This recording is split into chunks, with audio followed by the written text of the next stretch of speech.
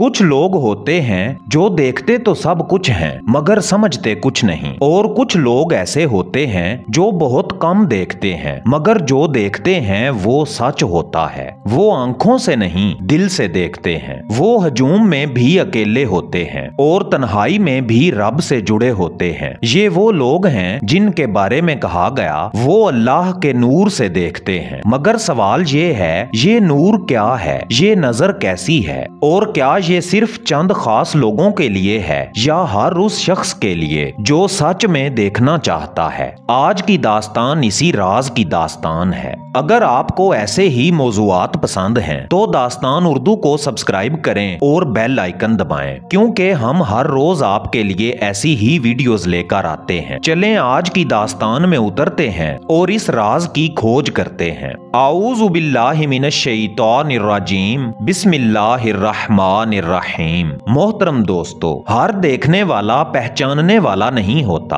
आंख सिर्फ तस्वीर लेती है मगर पहचान दिल करता है। हम रोज कितने चेहरे देखते हैं, कितनी बातें सुनते हैं, कितने दावे सुनते हैं, मगर सच को नहीं पहचान पाते, क्योंकि सच हमेशा शोर में नहीं होता। सच अक्सर खामोशी में छुपा होता है। अल्लाह के नूर से देखने वाले शोर नहीं सुनते, वो खामोशी पढ़ते हैं।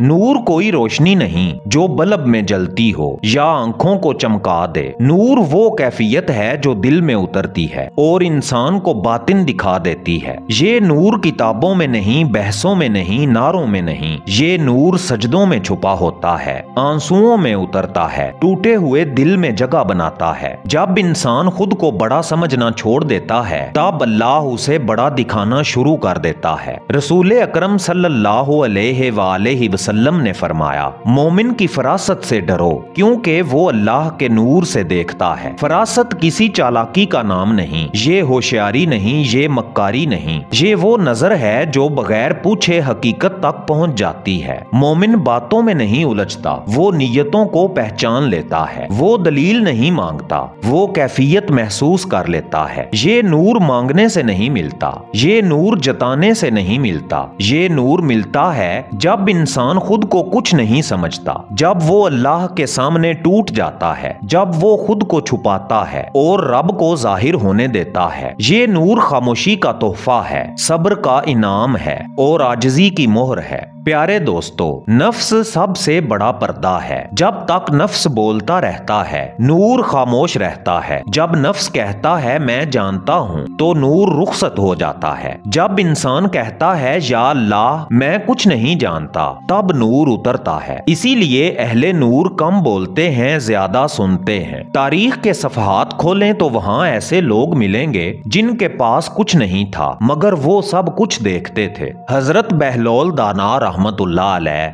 हजरत लाल शाहबाज कलंदर रहमतुल्लाह अलैह, बाबा जी सखी सैयद मर्दान अली शाह कलंदर मस्त रहमतुल्लाह अलैह। ये लोग बादशाहों से डरते नहीं थे क्योंकि वो रब की कुर्बत में रहते थे। वो फतवे नहीं देते थे, वो दिल बदल देते थे। आज आंखें खुली हैं मगर दिल बंद है। हम सब कुछ देखते हैं मगर कुछ समझते नहीं। हम हर बात पर राय देते हैं मगर हकीकत से दूर रहते हैं। आज नूर नहीं उतरा क्योंकि दिल शोर से भर गए हैं।